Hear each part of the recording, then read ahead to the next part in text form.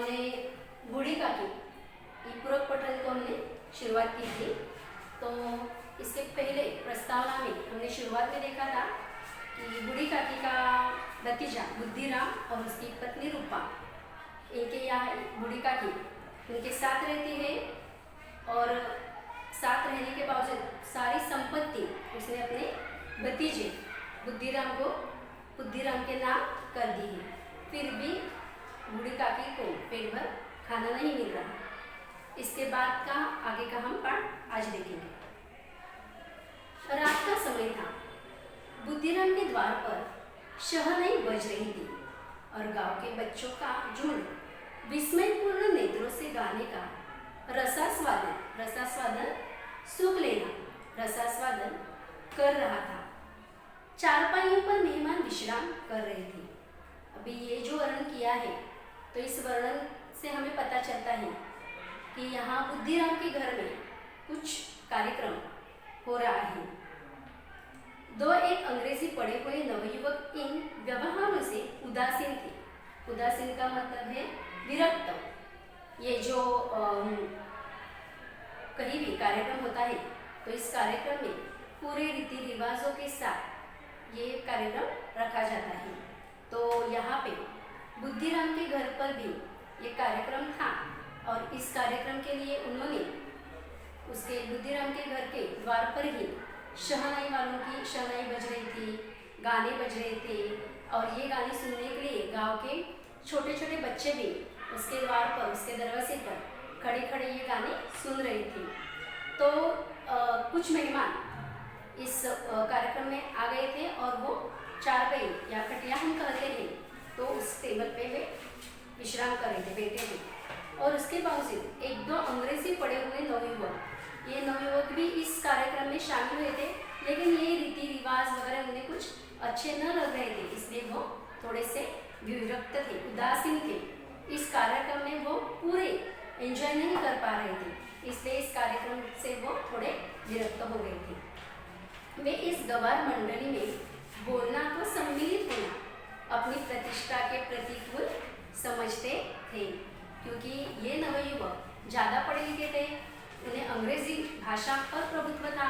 इसलिए इस कार्यक्रम में आए हुए सभी बुजुर्ग या बड़े छोटे सभी जो रिश्तेदार हैं, तो ये रिश्तेदारों में वह घुल मिल नहीं पा रहे थे, क्योंकि वह उन्हें गवार समझते थे। और इस गवार मंडली, ये जो सभी मंडली थे, सब लोग थे, इनके साथ पूरा वो एंजॉय नहीं कर पा रहे थे। इस कारण वो अपनी प्रतिष्ठा के अनुसार थोड़ा अलग बैठ रहे थे। आज बुद्धिराम के बड़े लड़के मुखराम का तिलक आया था। यह उसी का उत्सव था। अभी हमने देखा शुरुआत में कि रात का समय था और इस रात के समय में ही बुद्धिराम के बड़े लड़का, उसका नाम है मुखराम, उसका तिलक कार्यक्रम आयोजन किया गया था। और यह घर के भीतर स्त्रियां गा रही थी और रूपा मेहमानों के लिए भोजन के प्रबंध में व्यस्त थी। अभी घर में कार्यक्रम था, इस कारण रूपा का पूरा यहाँ से वहाँ भागना दौड़ना चल रहा था। सभी के साथ पूछताछ करना, सभी से थोड़ी बातें करना, कुछ कोई आए जाए मेहमान को शरबत चाय वगैरह दिलाना, ये सब काम में वह व्यस्त थी। भट्टियों पर कड़ाह चल रहे थे। एक में पूड़ियाँ कचौड़ियाँ निकल रही थी। यहाँ पे बहुत से मेहमान आए थे और इन सभी मेहमानों की भोजन व्यवस्था बुद्धिराम के घर में की गई थी और इस कारण बड़े बड़े भट्टियाँ यहाँ पे रच गई थी। एक कढ़ाई में उन्होंने पूड़ियाँ कचौड़ियाँ निकल रही थी और दूसरे में अन्य पकवान बन रही थी। एक बड़े हंडे में मसालेदार तरकारी पक रही थी। अभी घी और मसाले की शुद्धावर्धक सुगंध चारों ओर फैली हुई थी। अभी यहाँ पे लेखक ने कार्यक्रम के दौरान खान पान में कैसी चीज़ें होती हैं, सभी जगह कैसे उत्साहवर्धक चलन होता है, ये उन्होंने कहा है। तो मेहमानों की खाने की व्यवस्था करने के लिए यहाँ पे बड़े बड़े भट्टियाँ रची गई थी और इन सभी मेहमानों के अच्छे अच्छे पकवान भोजन का आयोजन किया गया था। तो वो किस प्रकार के पकवान थे, ये बताने के लिए लेखक ने यहाँ पे वर्णन किया है कि 2 कढ़ाइयाँ रखी थी इन बड़े बड़े भट्टियों पर, और एक कढ़ाई में कढ़ाई पे उन्होंने पूड़ियाँ और कचौड़ियाँ यहाँ पे तेल से निकाली जा रही थी, और दूसरी कढ़ाई में अन्य पकवान बन रहे थे। उसका भी पूरा सुगंध चारों ओर फैल रहा था। उसके अलावा एक बड़े हंडे में मसालेदार तरकारी पक रही थी, और ये मसालेदार तरकारी का भी सुगंध सभी जगह फैल रहा था। इसके अलावा घी और मसाले की क्षुधावर्धक सुगंध चारों ओर फैल रही थी। इस प्रकार पकवान के पूरे ये जो उन्होंने खाने की जो चीज़ें पक रही थी उसका पूरा सुगंध घर में फैल रहा था। बूढ़ी काकी अपनी कोठरी में शोकमय विचार की भांति बैठी हुई थी। अभी बूढ़ी काकी को एक कोठरी में जगह दी गई थी रहने के लिए, और ये जो बूढ़ी काकी है अपने पति के देहांत, उसके बाद उनके बेटे की जो देहांत हुई, इसके कारण वह पूरे समय शोक ही प्रकट कर रही थी, और अभी भी वह शोकमय विचार में ही इस कोठरी में बैठी हुई है। यह स्वाद मिश्रित सुगंध उन्हें बेचैन कर रही थी। अभी हमने शुरुआत में ही देखा, जब बुढ़ापा आता है तो बुढ़ापा कैसे होता है, बच्चों के बचपन की तरह होता है। बच्चे जिस प्रकार खाने पीने के ढंग में जिस प्रकार व्यवहार करते हैं, उसी प्रकार ये बूढ़े जो वयस्कर आदमी हम कहते हैं बूढ़े आदमी, तो उनका भी व्यवहार उसी तरह होता है। तो अभी ये कोठरी में बूढ़ी काकी जिस कोठरी में बैठी थी, वहाँ तक ये भोजन का पूरा जो सुगंध है वहाँ तक गई, और इस कारण शोकमय विचार में बैठी हुई बूढ़ी काकी उसे ये जो स्वाद या सुगंध उसे बेचैन कर रहा था। आह, कैसी सुगंध है, अब मुझे कौन पूछता है, जब रोटियों के ही लाले पड़े हैं तब ऐसे भाग्य कहाँ कि भरपूर पुड़िया मिले। देखो यहाँ पे उसके अलग उसे कोठरी में रखा दिया है बूढ़ी काकी को, फिर भी उसने इस सुगंध से पहचाना कि इस घर में पुड़िया कचौड़ियाँ ये बन रही है, तल रही है, और इस सुगंध के कारण उसके मन में कुछ कुछ अन्य विचार आने लगे।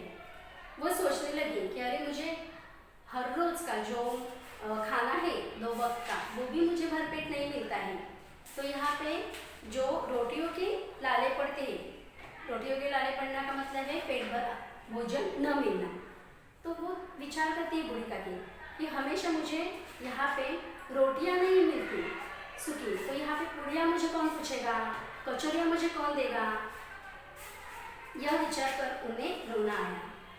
कलेजे में हुक्सी उठने लगी।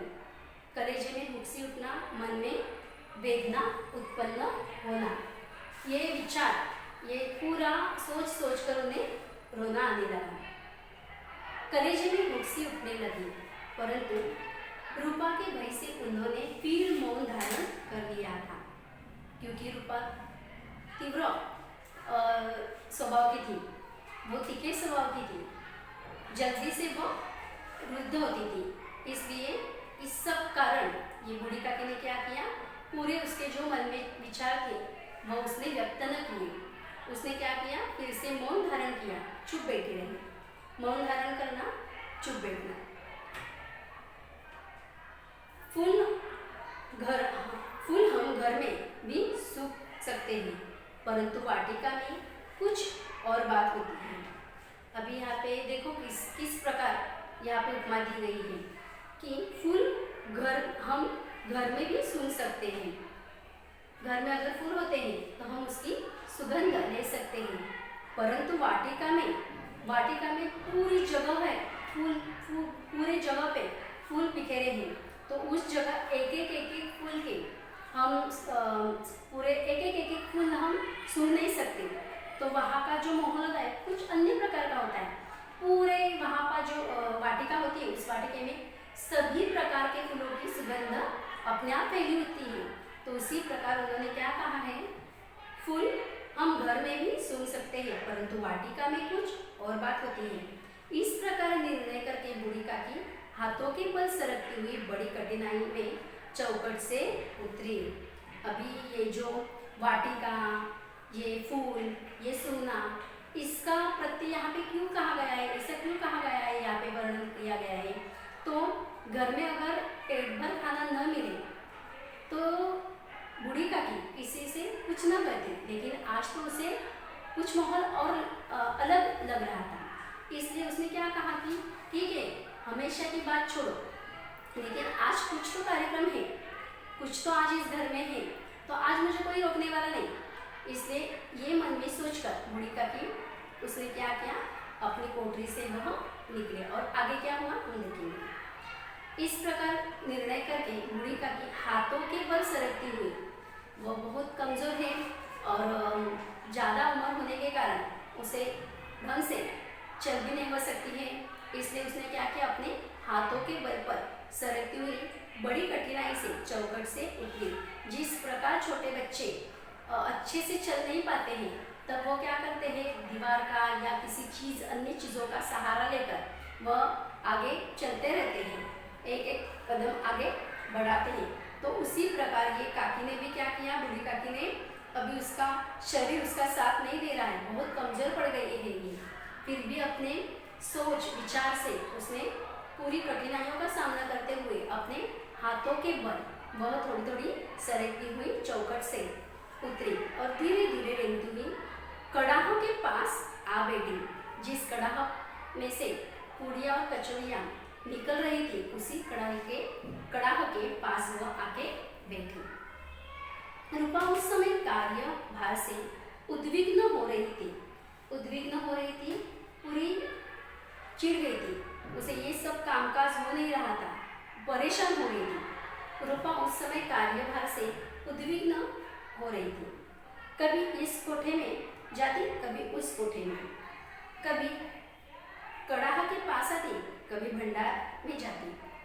किसी ने बाहर से आकर कहा, महाराज ठंडाई मांग रहे हैं, ठंडाई देने लगी। आदमी ने आकर पूछा, अभी भोजन तैयार होने में कितना विलंब है, जरा ढोल मंजिला उतार दो।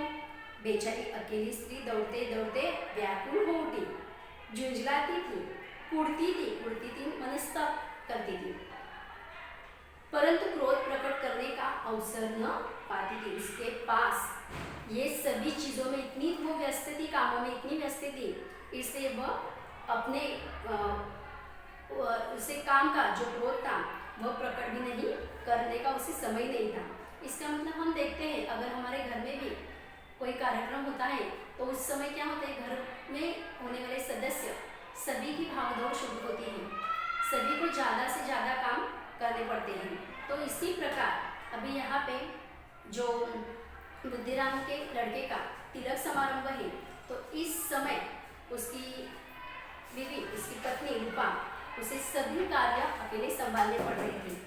उसके पति भी उसके साथ थे, फिर भी औरत होने के साथ, स्त्री होने के साथ उसे घर के सारे कामकाज ज़्यादा करने पड़ते थे। इस रूम से उस रूम जाना, कोठे का मतलब है कमरे, अलग अलग कमरे, बड़े बड़े कमरे होने के कारण कौन सी चीज कहाँ पे रखी है ये सिर्फ उसे पता था, इसलिए वो इस कोठे से उस कोठे, इस प्रकार उसका भागदौड़ उसकी चल रही थी। उसके अलावा जो मेहमान आते थे, उस मेहमान की आदरातिथ्य करना, उनका स्वागत करना, उनके साथ अच्छा व्यवहार करना, इसमें वह लगी रही थी। इसके बावजूद किसी ने कुछ पूछा तो उसका तुरंत जवाब देना भी उसे सब पड़ता था। तो ये बेचारी अकेली स्त्री दौड़ते दौड़ते व्याकुल हो रही थी, झुंझलाती थी, कुड़ती थी, मनस्ताप करती थी, परंतु क्रोध प्रकट करने का अवसर न पाती थी। ये सब होने के बावजूद भी उसे क्रोध प्रकट करने के लिए समय नहीं मिल रहा था। वह होता कहीं पड़ोसी ने यह न कहने लगे कि इतने में उबल पड़ी, प्यास से स्वयं कंठ सूख रहा था, गर्मी के मारे फूकी जाती थी, परंतु इतना अवकाश भी नहीं था कि जरा पानी ले अथवा पंखा लेकर झले। पंखा लेकर झले का मतलब जो हाथ डंडे का पंखा जो होता है, जो ग्रामीण भाग में ये पंखे होते हैं, जहाँ पे बिजली चली जाती है, तो वहाँ पे जुलाई का पंखा लेकर झूला जाता है। तो यहाँ पे रूपा के पास कुछ समय भी नहीं था, खुद का इतने वो भाग दौड़ कर रही थी, इतने कार्य में व्यस्त थी, उसे बहुत प्यास लगी थी, फिर भी पानी पीने का समय भी इसके पास नहीं था। तो इस प्रकार वो पूरे काम में व्यस्त थी। यह भी खटका था कि जरा आँख हटी और चीजें की लूट मची। यहाँ पे कार्यक्रम था तो सभी का आना जाना चल रहा था। उस वक्त अगर उस समय थोड़ी सी भूल हो जाए या रूपा का नजर अंदाज हो जाए तो क्या होता था, कोई चीज़ों पर हाथ मार लेता था, कई चीज़ें गायब हो जाती थी। तो इसलिए उसे ये भी देखरेख करना पड़ता था कि कहाँ पे कुछ रखा है, वो अच्छे से है या नहीं, आते जाते देखना, भोजन पूरा हुआ है या नहीं, ये सभी काम उसे अकेले निपटना पड़ता था। यह भी खटका था कि जरा आँख हटी और चीजें की लूट मची। इस अवस्था में उसने बूढ़ी काकी को कड़ाह के पास बैठा देखा तो जल गई। अभी आगे का हमने यहाँ तक देखा कि तिलक समारंभ में रूपा का किस प्रकार वह पूरे कामकाज निपट रही थी। तो इस समय उसे काम से फुर्सत न मिल रही थी, वह बहुत क्रोधित हो रही थी, फिर भी अपनी जो चिड़न थी और अपना जो द्वेष था वह बाहर नहीं निकल पा रही थी, क्योंकि अगर वो वैसा करती तो अड़ोस पड़ोस के उस कार्यक्रम में जो मौजूद थे वो क्या कहते हैं, अरे उसने खुद के घर में कार्यक्रम है, फिर भी उसने रूपा इतनी द्वेष कर रही है, तो इसे आगे क्या होगा कार्यक्रम, इतना वो खुद का नहीं अच्छे से निपट पाती तो क्या फायदा है। इस प्रकार के ताने भी रूपा को सहने पड़ते और इसलिए रूपा भी चुपचाप से ये सभी कार्य अच्छे से कर रही है। और उसी समय उसने अभी क्या किया, उस बूढ़ी काकी को उस कोठरी से बाहर निकल कर उस कड़ाह के पास बैठा देखा। और आगे क्या होने वाला है हम आगे की तासिका में देखेंगे।